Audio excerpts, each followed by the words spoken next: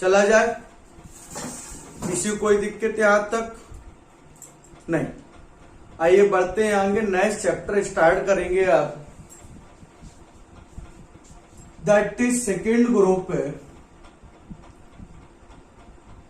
यह इसी को ही कहा जाता है एल्कलाइन अर्थ मेटल। आइए सुनते हैं। तो सबसे पहले क्या कहते हैं कि इन एलिमेंट्स को एल्कलाइन अर्थ मेटल क्यों कहा जाता है।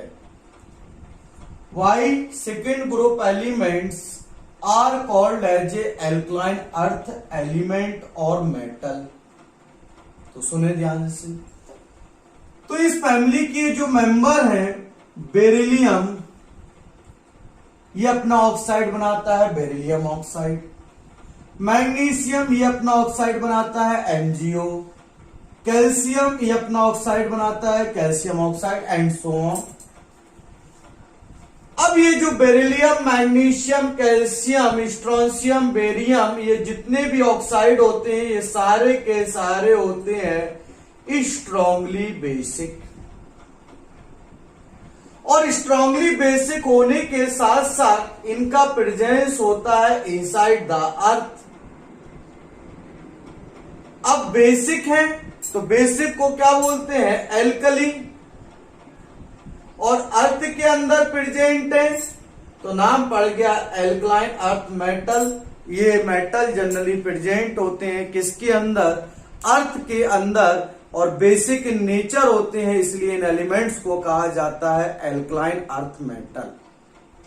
तो what is the alkaline earth metal, तो कहोगे those element, the element of second period are, नहीं सेकेंड पीरियड कैसे हो जाएगा, element of second group are collectively called as a alkaline earth metal because their oxide are strongly basic या alkaline and these are present inside the earth, so they are called alkaline earth metal।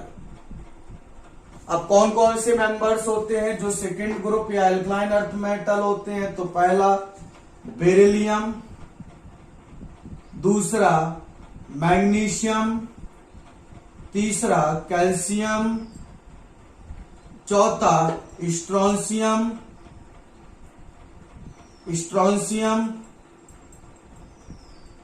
पांचवा barium और छठवा होगा radium. याद कैसे करेंगे, तो बोला था बेटा मांगे कार स्कूटर बाप राजी।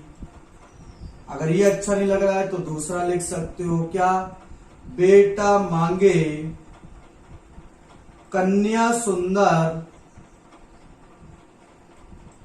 बेटा मांगे कन्या सुंदर और बाप राजी। ऐसे याद कर सकते हो। चलो आइए आगे बढ़ते हैं। अब कुछ इंपॉर्टेंट बातें, कुछ बेसिक बातें। आओ पहला बेरिलियम के बारे में बात करते हैं। बेरिलियम के बारे में बात करते हैं। ये जो बेरिलियम है ना, इस ग्रुप में सबसे छोटा साइज होता है। तो in this group beryllium is small in size, सबसे छोटा होता है इस ग्रुप के अंदर। अब चार्ज सबसे ज्यादा है, चार्ज तो सेम ही है सब पे, +2 बता चुके थे एल्कली में, सॉरी रेडॉक्स रिएक्शंस में, कि एल्कली अर्थ मेटल पे चार्ज कितना होता है, +2। इनकी ऑक्सीडेशन स्टेट +2 होती है।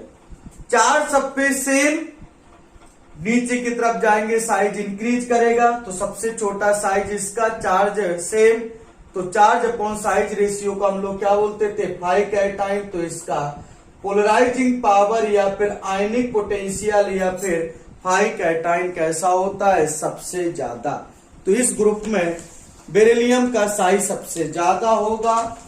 एंड मैक्सिमम है क्या रखेगा, एंड मैक्सिमम रखेगा क्या साहब, ये क्या रखेगा, मैक्सिमम आयनिक पोटेंशियल। नेक्स्ट नंबर थर्ड, अगर आपको याद हो बेरिलियम, ये डायगोनल रिलेशनशिप शो करती थी। It shows diagonal relationship with aluminium. किसके साथ डायगोनल रिलेशनशिप शो करती है, किसके साथ, तो बेरिलियम।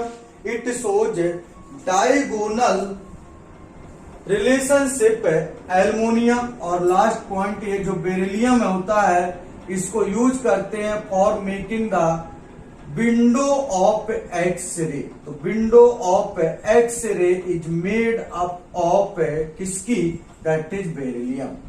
तो बेरिलियम के बारे में क्या बोला जा रहा है, स्मॉल इन साइज है, इसका 5 कैटायन मैक्सिमम होता है, ये डायगोनल रिलेशनशिप शो करता है एल्युमिनियम के साथ, और इससे बनाते हैं हम विंडो ऑफ एक्स-रे।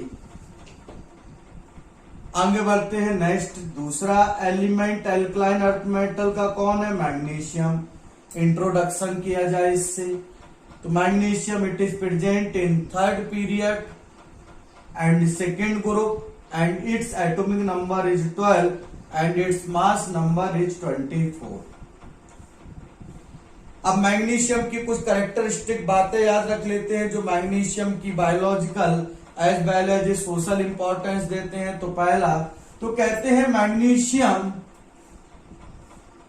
जब मैग्नीशियम +2 के फॉर्म में, या फिर बात करते हैं ये जो मैग्नीशियम है, सबसे पहले बात करते हैं मैग्नीशियम प्रेजेंट होता है इन क्लोरोफिल ऑफ ग्रीन लीव्स।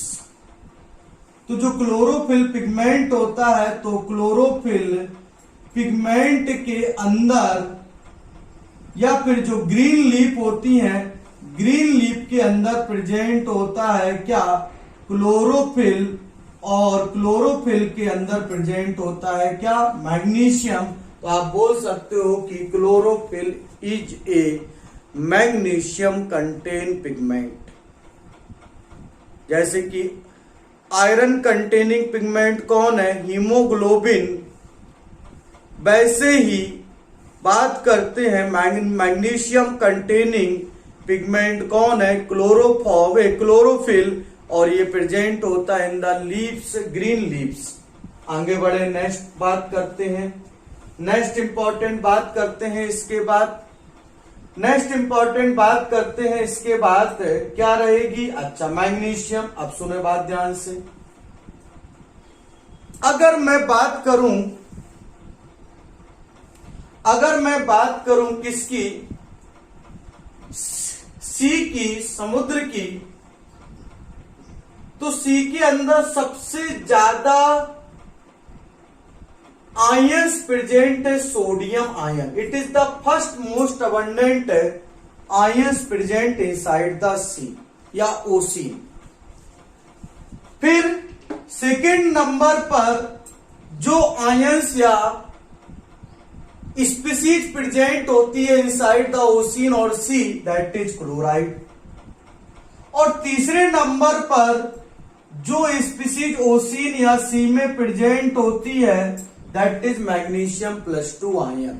तो कहते हैं कि magnesium ions it is the third most abundant ions या species which is present inside the ocean. तो क्लियर क्या बोला जा रहा है, तो magnesium +2 ions is the third most abundant ions which is dissolve in ocean और सी वाटर। क्लियर है कि नहीं, पूछा जाए आफ्टर किसके, तो आफ्टर द, अब थर्ड मोस्ट अबंडेंट है तो इनसे ज्यादा कौन प्रेजेंट होते हैं, तो आप बोलोगे इनसे ज्यादा प्रेजेंट होते हैं सोडियम एंड क्लोराइड। आगे बात करते हैं नेक्स्ट, तो पहला तो पॉइंट हो गया क्लोरोफिल्स में प्रेजेंट होता है of green leaves. Number 2 it is the third most abundant ions which is present in sea and ocean. अब आगे बात करते हैं, अब कहते हैं एक मिक्सचर होता है मैग्नीशियम, एक मिक्सचर होता है मैग्नीशियम एंड पोटेशियम क्लोरेट का। तो the mixture of magnesium and potassium chlorate का एक मिक्सचर होता है, तो कहते हैं the mixture of magnesium powder and potassium chlorate, ये जो मिक्सचर होता है इसको यूज करते हैं इन फ्लैश बल्ब फॉर फोटोग्राफी। तो कहते हैं कि जो फ्लैश बल्ब होते हैं, तो फ्लैश बल्ब बने होते हैं मैग्नीशियम एंड पोटेशियम क्लोरेट के, और इन फ्लैश बल्ब को जो बने होते हैं मैग्नीशियम एंड पोटेशियम क्लोरेट के इनको यूज करते हैं फॉर द फोटोग्राफी में। तो कहते हैं कि magnesium it is used in making the flash bulb. तो जब magnesium powder and potassium chlorate को लेते हैं तो magnesium powder plus potassium chlorate it is used for making the flash bulb in photography या फॉर फोटोग्राफी। आगे बात करते हैं, फिर कहते हैं कि एक कंपाउंड दैट इज मैग्नीशियम पर क्लोरेट।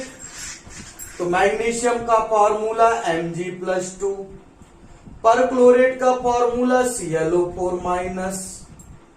मैग्नीशियम की वैलेंसी 2 इसको दिया, पर क्लोरेट का फॉर्मूला ये इसकी वैलेंसी 1 इसको दिया, तो इससे 1 से मल्टीप्लाई करो, इससे 2 से, तो क्या बना MgClO4 का होल ट्वाइस।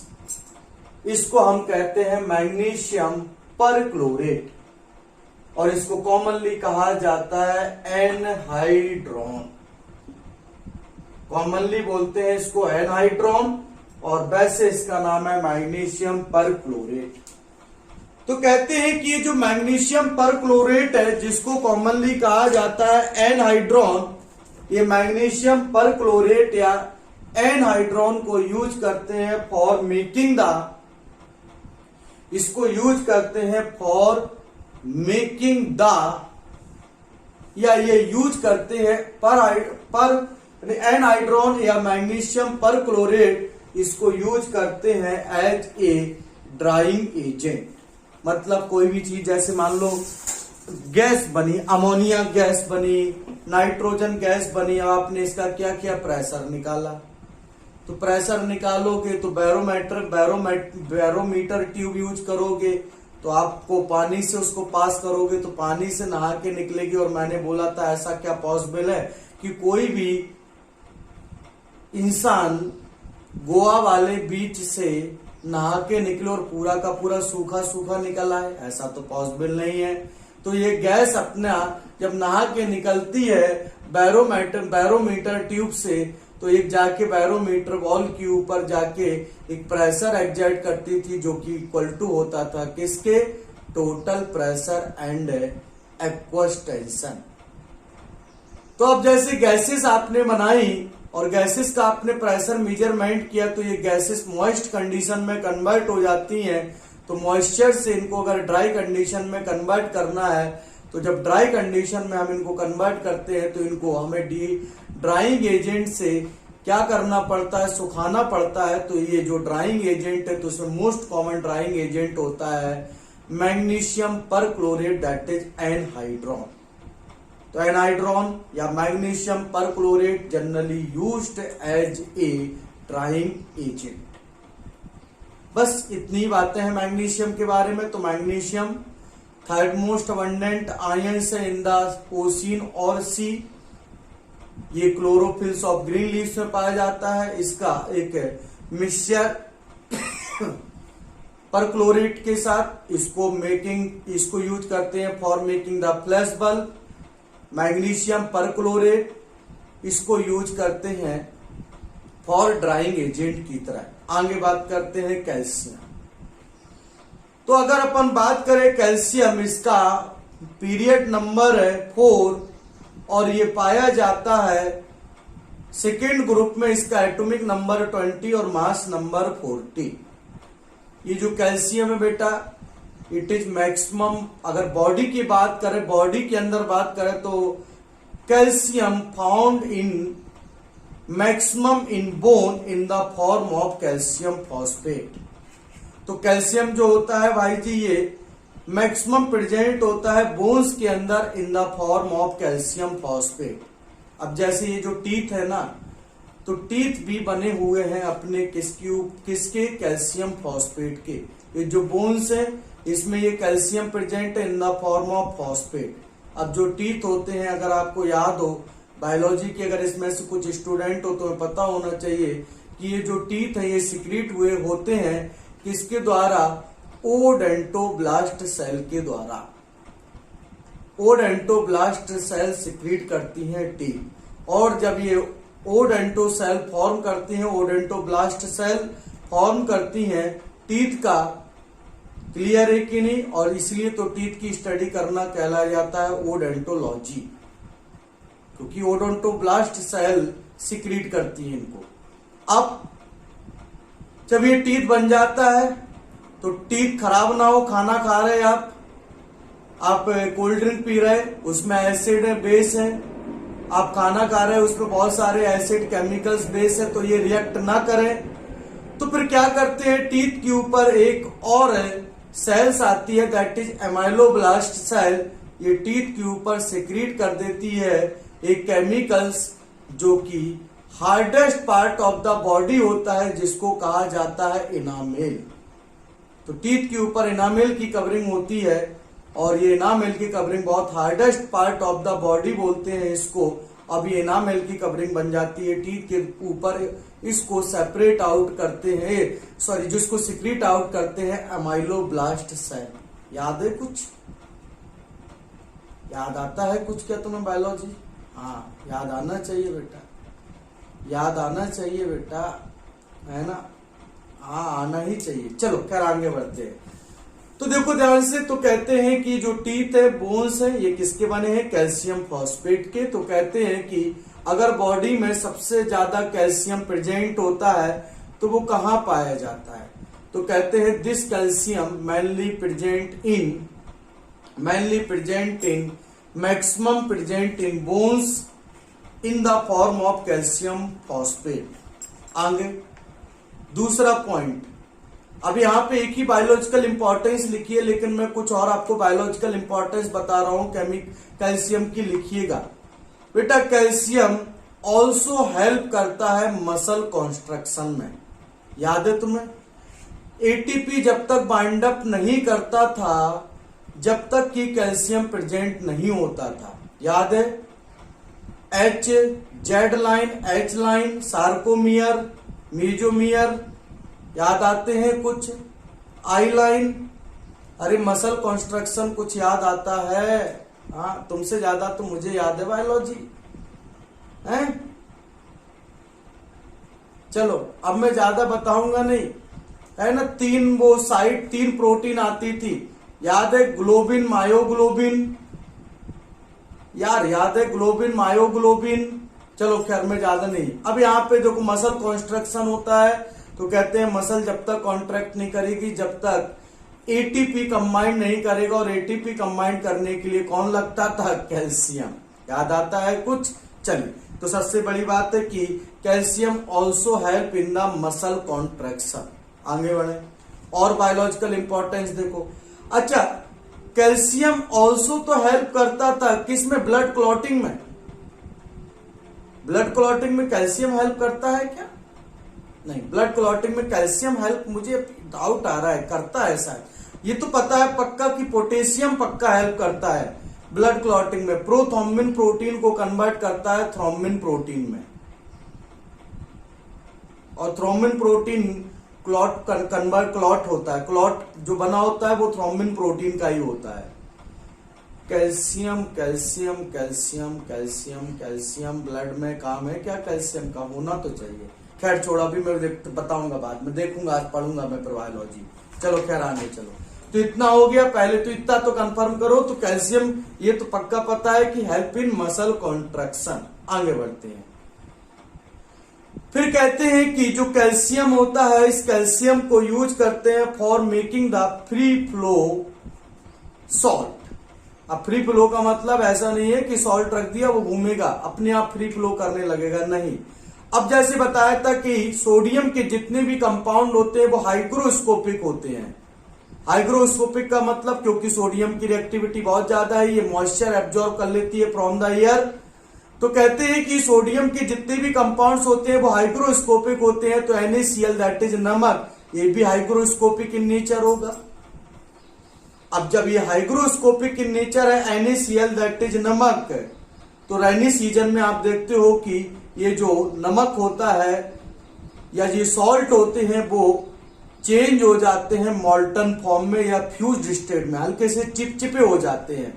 ये क्या कर लेते हैं, इनके सॉल्ट बना लेते हैं सॉल्यूशंस ऑफ इट्स आयन, अपने ही आयंस का सॉल्यूशन। क्लियर? तो मॉल्टन स्टेट में कन्वर्ट हो जाता है रेनी सीजन में NaCl, because NaCl rainy season में अगर आपने इसको खुला छोड़ दिया तो ये मॉइस्चर को एब्जॉर्ब कर लेता है। जब ये मॉइस्चर को एब्जॉर्ब कर लेगा तो नमक चिपचिपा हो जाता है। तो कहते हैं कि रेनी सीजन में भी नमक चिपचिपा ना हो तो फिर क्या करते हैं, नाउअडेज इसमें मिला देते हैं कैल्शियम। अब ये कैल्शियम क्या करता है, इस नमक को फ्री फ्लो बना देता है। तो used in making free flow table salt in rainy season. तो इतनी बातें याद रखनी है कैल्शियम के बारे में कि ये maximum present in the bones in body, used for making free flow table salt in rainy season. Calcium का एक और यूज याद रख लेना, it is used in the या it is useful in the muscle construction. आगे बढ़ते हैं। स्ट्रोंशियम, स्ट्रोंशियम की बात करते हैं तो स्ट्रोंशियम कार्बोनेट, अब आज के डेट में तो नहीं लेकिन पहले जो cathode ray CRO cathode ray oscillator, इसको पिक्चर ट्यूब कहते थे, डब्बे वाली जो टीवी होती थी, तो डब्बे वाली टीवी का जो ग्लास होता था आगे का वो बना होता था स्ट्रोंशियम कार्बोनेट से। तो कहते हैं कि स्ट्रोंशियम का एक कंपाउंड है strontium carbonate, it is used in the manufacture of glass for colour TV picture tube. आगे बात करते हैं बेरियम। आइए, बेरियम का एक कंपाउंड है, बेरियम का एक कंपाउंड होता है दैट इज बेरियम का एक कंपाउंड है BaSO4। इस BaSO4 को कहा जाता है बेरियम मील। इसको क्या बोलते हैं, बेरियम मील, मतलब खाना, बेरियम को खाना, बेरियम खाना, बेरियम मील। अब इस बेरियम को कब खाते हैं, तो कहते हैं कि बेरियम का एक कंपाउंड है that is barium sulphate, it is called barium meal because it is used just before the X-ray of stomach. जब हमें पेट की एक्सरे करानी होती है तो पेट की एक्सरे कराने से पहले हम क्या करते हैं कि पेट की एक्सरे क्लियर आए, क्योंकि पेट के अंदर होती हैं alimentary canal, liver, small alimentary canal, large alimentary canal. अगर हम पूरे सिस्टम की बात करें डाइजेशन में, तो डाइजेशन में भाई पार्ट में पहले बक्कल कैविटी हो गया, फिर क्या हो गया, लैरिंग्स होगी कि फायरिंग्स होगी, लैरिंग्स होगी, ट्रैक लैरिंग्स होगी, है ना, फूड पाइप, लैरिंग्स के बाद क्या मिलेगा, ईसोफेगस, ईसोफेगस के बाद क्या मिलेगा, स्टोमक, स्टोमक के बाद क्या मिलेगा, that is small intestine, small intestine के बाद क्या मिलेगा, लार्ज, और लार्ज के बाद एनस। इतने पार्ट होते हैं। अब इसका एक पार्ट है बीच में डाइजेशन का, दैट इज स्टोमक, और स्टोमक में 3 पार्ट होते हैं। ह्यूमन स्टोमक में 3 पार्ट होते हैं, लेकिन जो रूमिनेटिंग एनिमल्स होते हैं, कुछ एक्सेप्शन ह्यूमन में भी आते हैं, कुछ एक्सेप्शन ह्यूमन में भी मिलते हैं, कुछ ह्यूमन भी रूमिनेटिंग होते हैं, कभी कभी सेंटर फ्रेश खा लेते हैं और फिर बैठे बैठे ऐसे जुगाली करते रहते हैं, है ना, ये जुगाली करने वाले जानवर है, रूमिनेटिंग एनिमल्स बोलते हैं।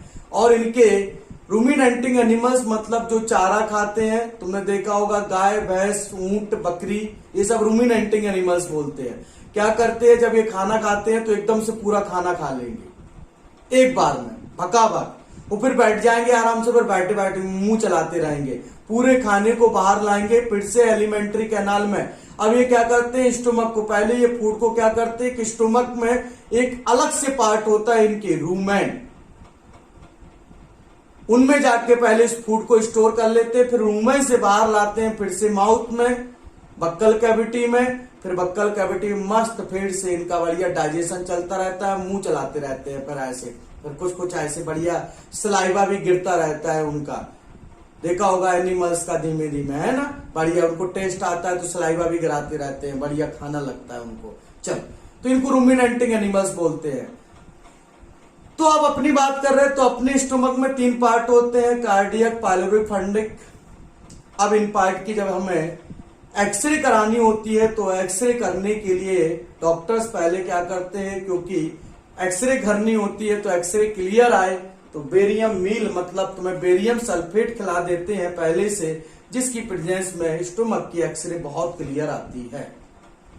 फिर आगे बढ़ते हैं, एक mixture barium sulphate and zinc sulfate. The mixture of barium sulfate and zinc sulfate is called the mixture of barium sulfate and zinc sulfate is called lithophone. क्या बोलते हैं इसको?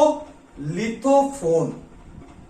और ये जो लिथोफोन होता है इसको ये होता है एज ए वाइट पिगमेंट, ये होता है वाइट पिगमेंट की तरह और इसको यूज करते हैं, ये होता है एज ए वाइट पिगमेंट की तरह और इसको यूज करते हैं इन द वाइट पेंट। जो वाइट पेंट नहीं होते हैं, नेरोलैक, टेक्टर, इमल्सन, इन सब के जो वाइट पेंट बने होते हैं, वाइट पेंट को बनाने के लिए किसको यूज करते हैं? लिथोफोन। तो the mixture of barium sulphate and zinc sulphide is called lithopone and it is used, या इसको कहते हैं white pigment, it is called white pigment and it is used in paint. आगे बात करते हैं, फिर रेडियम आता है लास्ट पॉइंट। तो कहते हैं कि radium discovered by the madam Curie and उनके पति प्यारे क्यूरी। और बात करते हैं ये किससे डिस्कवर्ड किया था? तो रेडियम डिस्कवर्ड किया था किससे? एक रेडियो एक्टिव ओर से जिसका नाम है पिच ब्लेंड, जिसका फार्मूला है U3O8 और इसको यूज करते हैं इन द रेडियोथेरेपी। इसमें यूज करते हैं रेडियोथेरेपी में। क्लियर? तो ये हो गया general introduction of alkali earth metal. Clear? तो इनको एल्कली अर्थ मेटल क्यों कहते हैं? इनमें कौन कौन से एलिमेंट आते हैं? तो beryllium, magnesium, calcium, strontium, barium, radium और क्या क्या कुछ इनके हाईलाइटेड पॉइंट हैं, तो वो मैंने डिस्कस कर दिए। अब नेक्स्ट लेक्चर में डिस्कस करेंगे इसकी जनरल प्रॉपर्टी। और इस वीक में तो नहीं, लेकिन ये ट्यूसडे तक खत्म हो जाएगा, मंडे ट्यूसडे तक। क्लियर है? चलो, तो आज के लिए यहीं तक रखेंगे। थैंक यू, धन्यवाद। आप लोग जा सकते हैं। थैंक यू, धन्यवाद। किसी को कोई डाउट हो तो रुक सकते हो, बाकी लोग जा सकते हो।